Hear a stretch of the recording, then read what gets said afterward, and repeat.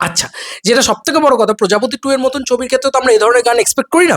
তো সেটা এক্সপেক্ট মানে যখন পাচ্ছি না, পাগল, পাগল লাগছে। মনে হচ্ছে, "ওহ মাই গড! কি লাগছে! ভাই নাচ!" আর এত ভালো কোরিওগ্রাফ হয়েছে গানটা। এত সিম্পল স্টেপ, দেবদা চিরকাল সিম্পল স্টেপ দিয়েছে যাতে সবাই ফলো করতে পারে, সবাই নাচতে পারে, সবাই এ করতে পারে। সিমিলারলি এক্ষেত্রেও তাই করা হয়েছে যাতে পাবলিক নাচতে পারে। আমার আক্ষেপ কোথায় জানো? এই গানটা পুজোয় রিলিজ করা উচিত ছিল, মানে দুর্গাপুজোয়। কারণ এই যে এখন রিলিজ হচ্ছে, এটা ওভার দি টাইমস দুর্গাপুজো আস্তে আস্তে, মানে নেক্সট ইয়ার দুর্গাপুজো আস্তে আস্তে অনেকটা টাইম হয়ে যাবে। তো তখন গিয়ে আর বাজবে কি বাজবে না আই ডোন্ট নো। বাট মানে এখন তো ওই হয় না যে এখন ওই মানে প্রতিটা গানই তো ট্রেন্ডে থাকে ১ মাস ২ মাস ৩ মাস, তারপরে তো লোকে ভুলে যায়। তো সেরকম একটা ব্যাপার। এই গানটা যদি দুর্গাপুজো এবং সিনেমাটা যদি দুর্গাপুজোয় আসতো না, আমার মনে হয় খুব, খুব ভালো হতো। কেন বলছি? কারণ জিৎ গাঙ্গুলি দেখিয়ে দিয়েছিল যে পুজো মানে পুজো প্যান্ডেল মানে জিৎ গাঙ্গুলি। আজও কিন্তু ঢাকের তালে বাজে, আজও কিন্তু এলো যে মা বাজে। ঠিক আছে? দুর্গাপুজো বা মানে জয় দুর্গা ঠাকুর, ড্যাঙ্কু ঠাকুর এগুলো বাজে, ঠিক আছে? পুজো প্যান্ডেল। তো আমার কোথাও কি মনে হয় এই গানটার সেই পোটেনশিয়ালটা আছে প্রতিটা প্যান্ডেলে ২০২৫ সালে দাঁড়িয়েও প্রতিটা পুজো প্যান্ডেলে এই গানটা বাজতে পারে ভাই। এই গানটা দেখিয়ে দিত। আমার এটা কোথাও গিয়ে মনে হয়েছে যে এই গানটা দেখিয়ে দিত। আর জিৎ গাঙ্গুলিও প্রমাণ করে দিত যে he is the ultimate king of music. Bengal blast music, Bengal chartbuster music. Jeet গাঙ্গুলির প্রশংসায় আমি এখানে মূলত করব। আমি সেট, কস্টিউম, ডিজাইন ওই পুরো বিষয়টার প্রশংসা করব। কি সুইট লাগছে, কি সুন্দরভাবে ডিজাইন করেছে এবং কি গ্র্যান্ডার আছে। এটা আলাদা করে স্টুডিওতে শ্যুট করা এই গানটা। তোমরা নিশ্চয়ই জানো। সেখানে কি স্কেল দিয়েছে দেখো। আবার আমি সবথেকে বড় কথা, শুধু স্কেল দিতে গিয়ে কিন্তু ডিরেক্টর নিজের রুটসটা ভুলে যায়নি বা ডিরেক্টর নিজের ভয়েসটা ভুলে যায়নি। ডিরেক্টরের ভয়েস হচ্ছে যে সে মানে সে কিভাবে দেব মিঠুনকে প্রেজেন্ট করবে, তার পারিবারিক দিকটাকে প্রেজেন্ট করবে। তো সেখানে দেবদার মায়ের চরিত্র যিনি করছেন তিনি আসছেন, তারপরে দিদির চরিত্র অপরাজিতা আড্ড উনি করছেন, উনি আসছেন। তো এই যে একটা একটা অ্যাঙ্গেলস দেওয়া, মানে ডিরেক্টরের 50%, সুপারস্টারের 50%, এই জিনিসটা সুন্দর ব্লেন্ডিং হয়েছে। আচ্ছা, মিঠুনরা এখানে কিছুটা ব্যাকসেট নিয়েছে, দেবদা ব্যাপক নেচেছে।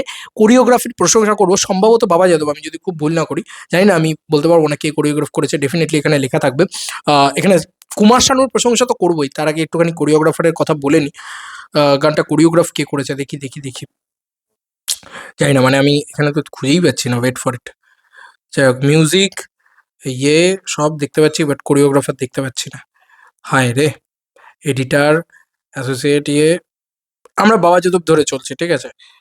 এই তো কোরিওগ্রাফার আদিল শেখ এবং বাবা যাদব, ঠিক আছে? আদিল শেখ বা বাবা যাদব যেই করুক না কেন, এত ভালো কোরিওগ্রাফ করেছে, দারুণ লেগেছে। দেবদাকে নাচতে দেখতে পাচ্ছি এরকম পুজোর ঢ্যাঙ্কুড়ো করে গেলে, মানে আলাদাই ব্যাপার।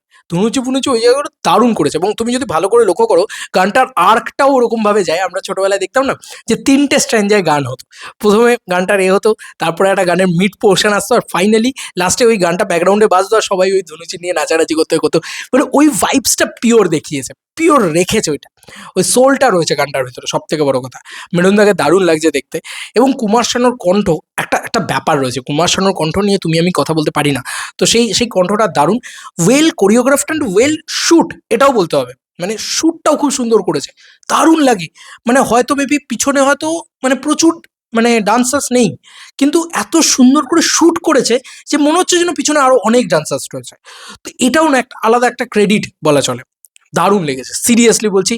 আজকে ২০২৫ সালে দাঁড়িয়ে একটা ফ্যামিলি ড্রামা ছবির থেকে এরকম একটা গান পাওয়া মানে রীতিমতো আমাদের মতন ইয়াং জেনারেশনের কাছে অক্সিজেন পাওয়া। দেবদা একটা কথা বলেছে না, যে আমি খাদান বানিয়েছি যে দর্শকের জন্যে, তাদের জন্যে আমি বলছি যে তোমরা যখন এসে খাদান দেখেছো, এবার তোমাদের জন্য আমি এটা বানাচ্ছি, এটা বানিয়েছি, এবার এসে তুমি এই আমার এই ফ্যামিলি ড্রামাটাও দেখো।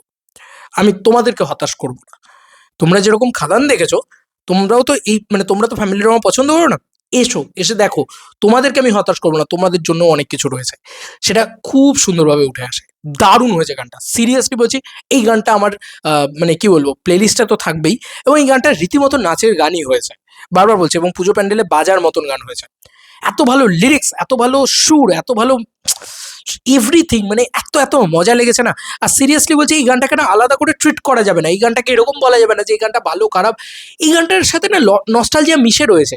এই গানটা আমরা, তুমি ভাবো, এই এত বছরে পুজোর গান কটা হয়েছে, কিন্তু কটা গান ভাইরাল হয়েছে। সব থেকে বড় কথা এটা, হয়ই তো না পুজোর গান, সেখানে ভাইরালও হয় না। জিৎ গাঙ্গুলির মিউজিক, দেবদার নাচ, এইটা ছিল হচ্ছে পুজোর ট্র্যাকের একটা একটা ট্রিলজি কমপ্লিট হলো যেন। মানে ঢাকের তালে এলো যে মা, ফাইনালি মা এসেছে। এটা না অ্যাকচুয়ালি ট্রিলজি কমপ্লিট হলো কোথাও গিয়ে মনে হয়, এবং দারুণ দারুণ মানে সিরিয়াসলি। এবং গানটা দেখার পরে তুমি দেবদা যেভাবে নাচছেন, যেভাবে করছেন, আর অনুমেয়কে খুব সুইট লেগেছে দেখে, তুমি বুঝতে পারবে না যেটা প্রজাপতি 2 এর গান দেখছি না চ্যালেঞ্জ 2 এর বা চ্যালেঞ্জ 3 এর। তো এটাই মজা। তো যাই হোক, আমার আমার খুব ভালো লেগেছে, খুব ভালো লেগেছে। এবং আমার মনে হয় প্রজাপতি 2 সিনেমাটা সব ধরনের দর্শককে এক জায়গায় নিয়ে আসবে, যে ভাই এসো, মাস সিনেমা দেখতে চাও তুমিও এসো, ক্লাস সিনেমা দেখতে চাও তুমিও এসো, ফ্যামিলি ড্রামা দেখতে চাও, এজের দর্শক তুমিও এসো। এই সবাইকে এক জায়গায় নিয়ে আসার একটা ক্ষমতা কিন্তু এই সিনেমাটা রাখছে। প্রচন্ড ভালো হয়েছে, প্রচন্ড ভালো হয়েছে। এই গানটা সিরিয়াসলি বলছি, চুমু হয়েছে পুরো। ভাই দাঁড়াও, এখন আর কয়েকবার শুনতে দাও। হ্যাঁ, রিভিউ ফিভিউ ছাড়ো ভাই, এসব গানের রিভিউ হয় না। এসব গান নাচো, শোনো, আনন্দ করো। Bye bye.